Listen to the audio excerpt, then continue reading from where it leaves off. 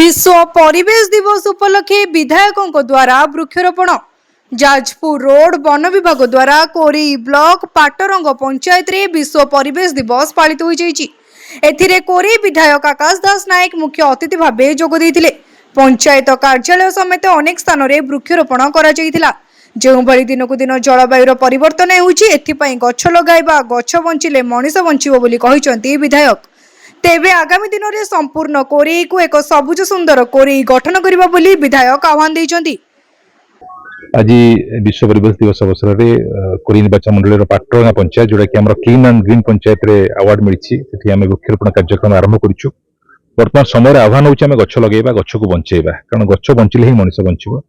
ये भाव में प्रादुर्भाव बढ़ी बढ़ी चलुछि, गरम कहतु प्रदूषण कहतु, ये सबूर बंचाइबा हेले गोटे मूल रक्षाकर्ता होउछंती गछ। गछ हमको अम्लजान दिए, काठ दिए, फल दिए, सबकिछ दिए। गछ को बंचाइबा हम समस्त दायित्व। एवं आम विगत किछि वर्ष धरी कोरी निर्वाचन मंडली रे सबुज सुंदर कोरी अभियान आरंभ करिछु। ए वर्ष ताको आहुरी व्यापक करिवु, प्रत्येकटी लोकन पाखरे पहुंचिबु, परिवेश वार्ता देबु, सेमानकु फलंती गछ देबु एवं सरकारी स्तर रे एवं बेसरकारी स्तर रे उभय स्तर रे आमे कोरी निर्वाचन मंडली को समग्र ओडिसा रे सबुठारु अधिक परिवेश अनुकूल सुंदर सबुज कोरी गढ़िया संकल्प नौ।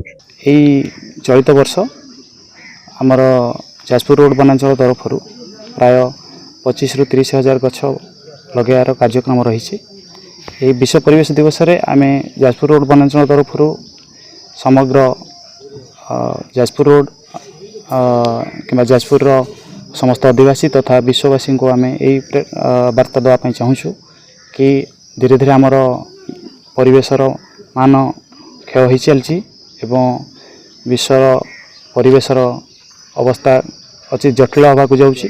तेणु यही परिप्रेक्षी में आम समस्ते यथासंभव वृक्षरोपण करवा उचित।